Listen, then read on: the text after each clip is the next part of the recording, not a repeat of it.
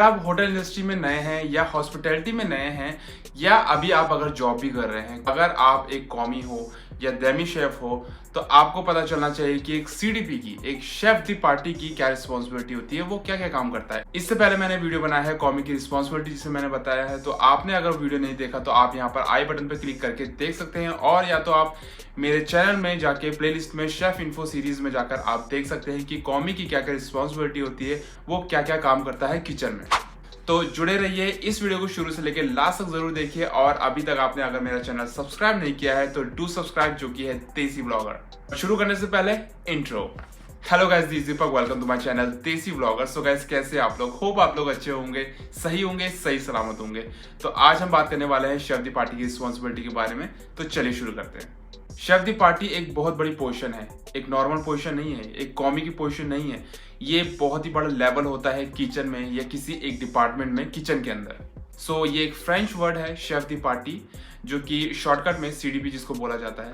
तो शेफ दी पार्टी की जो रिस्पॉन्सिबिलिटी होती है वो कंपेयर टू डीसीडीपी या कॉमी बहुत ही ज़्यादा होती है। और सीडीपी जो है एक डिपार्टमेंट का हेड होता है। वैसे तो सूशेफ भी हेड होता है, मगर एक नॉर्मल बेस पे जो बोला जाए तो आपको एक सीडीपी जो है पूरा डिपार्टमेंट को संभालता है, और वो सारी इन्फॉर्मेशन देता है अपने सीनियर जो कि सूशेफ होता है, उसको सारी इन्फॉर्मेशन देता है कि डिपार्टमेंट में क्या चल रहा है, किस चीज़ की उनको ज़्यादा ज़रूरत है, मेन्यू प्लानिंग वगैरह, और काफ़ी सारी चीज़ें हैं जो वो डायरेक्ट कॉन्टेक्ट करता है सूशेफ से। तो ऐसी काफ़ी सारी रिस्पॉन्सिबिलिटी जिसके बारे में आगे बात करेंगे। तो चलिए शुरू से बात करते हैं। तो सबसे पहला जो पॉइंट है वो है take care of daily food preparation and duties assigned by the superior to meet the standard and quality set by the restaurant.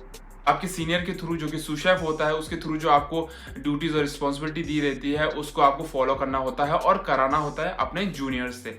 उसके अलावा जो फूड प्रिपरेशन होता है, जितना भी मतलब आज के दिन आपका जो भी मेन्यू है, आपका जो पार्टीज वगैरह चल रही है, क्या क्या मेन्यू होने वाला है, क्या क्या आप खाना बनाने वाले हो, फूड प्रिपरेशन से लेके जितना भी आपका मतलब रिसीविंग वगैरह होता है, सब कुछ आपको चेक करना पड़ता है एज ए सीडीपी। आपको ऑर्डरिंग करनी पड़ती है, रिसीविंग करनी पड़ती है, फूड प्रिपरेशन से जो भी रिलेटेड चीजें होती है पूरे दिन भर की, वो आपको फॉलो करनी पड़ती है और उनको चेक करना पड़ता है कि सब कुछ ठीक है कि नहीं।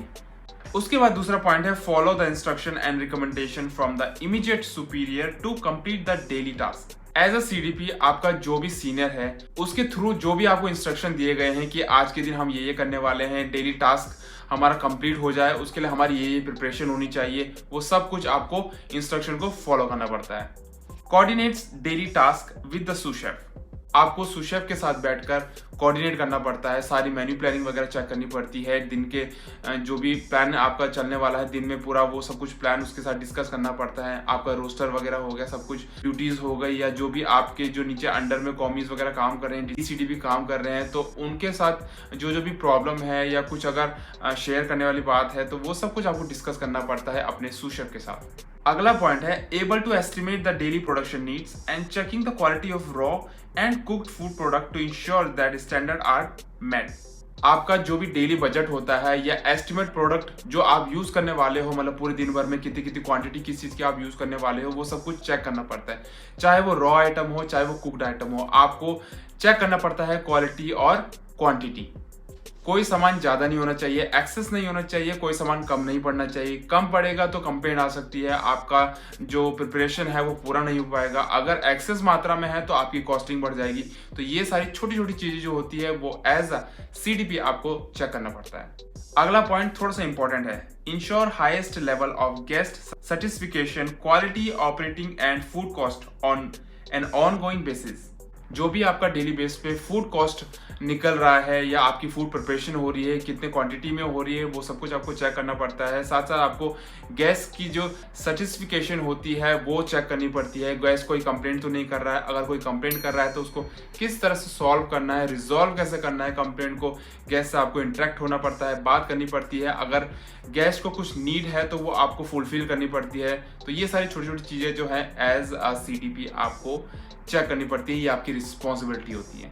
किसी कॉमी को आप गेस्ट के पास नहीं भेज सकते हो। मतलब किसी गेस्ट को अगर कोई ज़रूरत है, सपोज करिए आपने कोई ऑर्डर दिया है रेस्टोरेंट में या होटल में, रेस्टोरेंट है वहाँ पर कोई आपने अला कार्ट का ऑर्डर दिया है, गेस्ट कुछ पूछना चाहता है डिश के बारे में, या गेस्ट को अगर कंप्लेंट है, या गेस्ट आपको कुछ ऑर्डर करना चाहता है, स्पेशल ऑर्डर करना चाहता है, तो ये सारी जो बातें होती है वो एक कॉमी के साथ नहीं की जा सकती है, किसी कॉमी को वहाँ नहीं भेजा सकता। तो जो हेड होता है डिपार्टमेंट का, लाइक CDP, तो वो गेस्ट के पास जाता है, वो खुद बात करता है और गेस्ट को सेटिस्फाई करता है। अगला point, knowledge of all standard procedure and policies pretending to food preparation, receiving, storage and sanitisation. इस टॉपिक पे मैंने वीडियो पहले बना चुका हूँ, तो अगर आपने वो नहीं देखा तो आप जा सकते हैं, जिसमें मैंने आपको बताया है सब के बारे में, या जो भी हाइजीन वगैरह होती है उसके बारे में मैंने पहले वीडियो बनाया है। तो फिर भी यहाँ पर मैं आपको बता दूं यहाँ पर क्या बोला जा रहा है कि knowledge of all standard procedure, मतलब सारे जो आपके प्रोसीजर है, जो भी काम चल रहा है किचन के अंदर, उसका जो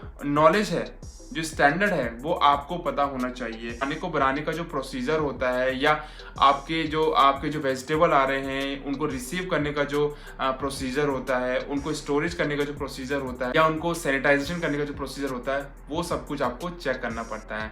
इसका वीडियो मैंने बनाया है कि हमारे होटल में किस तरह से सामान आता है, उनको धोया जाता है, कौन धोता है, क्या क्या इंस्ट्रक्शन फॉलो करने पड़ते हैं, उस पर मैंने छोटा सा वीडियो बनाया है, जो कि शायद अगला वीडियो आ जाएगा, आप उसमें देख सकते हैं।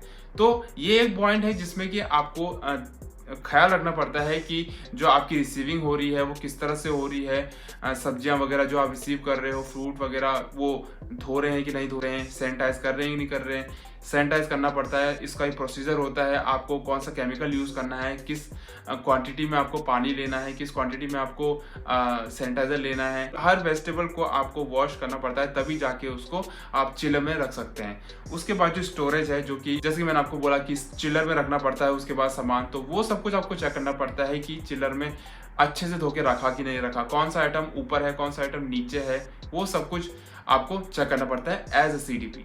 एक CDP खाना बनाता भी है और उसको सर्व भी करता है, और एक CDP खाना सिर्फ टेस्ट भी करता है और उसको सर्व भी करता है। तो यहाँ पर बहुत इंपॉर्टेंट पॉइंट बोला गया है कि अवेयरनेस, आपको पता होना चाहिए कि आपका जो मेन्यू है, जो किचन का मेन्यू है, जो स्टैंडर्ड है मेन्यू का, वो क्या है, कौन सी डिश आपकी किस रेसिपी से जाएगी, किस डिश में क्या डलना चाहिए, कोई एक्स्ट्रा चीज़ तो नहीं डल रही है, या कोई चीज़ नहीं डल रही है, वो आपको चेक करना पड़ता है। उसके अलावा यहाँ पर आपको जो प्रोडक्शन, जो आपका खाना बनाने का तरीका है, मेथड ऑफ प्रोडक्शन है, वो सही ढंग से यूज़ किया जा रहा है कि नहीं किया जा रहा है। प्रेजेंटेशन स्टैंडर्ड, जो भी आपका प्लेटिंग हो रहा है, वो ऐसा तो नहीं है कि आज किसी DCDP ने या कॉमी ने कुछ अलग तरीके से दे दिया, उसको गार्निश ऊपर से कुछ और कर दिया है, दूसरे ने कुछ और कर दिया है, तीसरे ने कुछ और कर दिया है। तो आपको प्रेजेंटेशन का भी ध्यान रखना पड़ता है कि जो रेसिपी है, जो प्रेजेंटेशन है, वो एक तरीके से फॉलो हो हर दिन। ये एक CDP का काम होता है। आपको फॉलो करना पड़ता है जो प्रोसीजर होता है, जो प्रिजर्वेशन करने का, जो सामान को सेव करने का, जो अभी आपका फूड आइटम रहता है उसको सेव करने का एक स्टैंडर्ड होता है।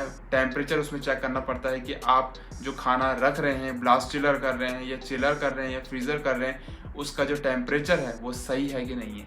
क्या पता आपका किसी कॉमी ने खाना बनाया और उसने डायरेक्ट चिलर में डाल दिया, इससे क्या होगा, उसकी एक्सपायरी मैक्सिमम 1 दिन रहेगी, अगले दिन तक वो खराब हो जाएगा, फंगस लग जाएगा या बदबू मारने लग जाएगा। क्या वो ब्लास्ट चिलर कर रहा है उसको कि नहीं कर रहा है? क्या एक कॉमी ने चिलर का सामान फ्रीजर में रख दिया है, फ्रीजर का सामान चिलर में रख दिया है? तो ये टेम्परेचर वगैरह जो है, जो आपका फूड प्रिजर्व करने का जो भी प्रोसीजर है, वो सही ढंग से फॉलो किया जा रहा है कि नहीं किया जा रहा है, ये भी एक CDP का काम होता है देखना। अगर कोई सामान, कोई भी मशीन अगर नहीं चल रही है, तो अगर नहीं चल रही है तो उसको चेक करवाना, इंजन को कॉल करके उनको बुलवाना या उसकी कंप्लेंट करना, ये भी आपका काम होता है एज ए CDP। एक फ्रेंडली वर्किंग एनवायरनमेंट होना बहुत ज़रूरी होता है किचन के अंदर। किचन के अंदर बहुत गर्माहट रहती है, काम करते करते कई बहस हो जाती है, कई बार गालियां देने लग जाते हैं, कई बार लड़ाई भी हो जाती है, ऐसा भी कई सारी सिचुएशंस आती है। चेक करना भी CDP का काम होता है कि वो फ्रेंडली वर्किंग एनवायरनमेंट बना सकता है कि नहीं बना सकता है। उसको एक फ्रेंडली इन्वायरमेंट बनाना पड़ता है, थोड़ा कभी कभी जोक्स मारने पड़ते हैं, कभी कभी आपको फ्रैंक होना पड़ता है एक दूसरे के साथ। पर्सनली आपको किसी के साथ पूछना पड़ता है कि आपको किसी हेल्प की ज़रूरत है या आपको कोई दिक्कत तो नहीं है किचन के अंदर। ब्रीफिंग वगैरह लेनी पड़ती है या मीटिंग्स वगैरह करनी पड़ती है अपने शेफ लोगों के साथ, उनके साथ डिस्कस करना पड़ता है, प्लान करना पड़ता है आगे का, या क्या होने वाला है, क्या नहीं हमको करना चाहिए। ये सारी चीज़ें जो है डिस्कस करनी चाहिए किचन के अंदर, जिससे कि एक फ्रेंडली इन्वायरमेंट बना रहता है और सभी जो शेफ्स वगैरह होते हैं, जो भी कलीग्स होते हैं, वो सब कंफर्टेबल होते हैं एक दूसरे के साथ।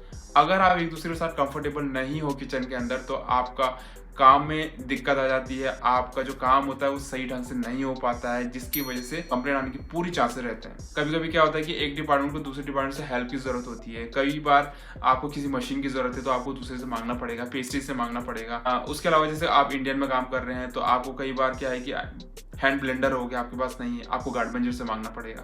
तो मतलब ऐसी कई चीजें होती हैं जिसमें आपको हेल्प की जरूरत पड़ती है एक दूसरे डिपार्टमेंट से। तो ये सब कुछ चेक करना कि जो रिलेशनशिप है एक डिपार्टमेंट का दूसरे डिपार्टमेंट से, वो सही ढंग से वो इफेक्टिव है कि नहीं, उसको मेंटेन करना जरूरी होता है, जिसको बनाने का काम भी एक सीडीपी का होता है।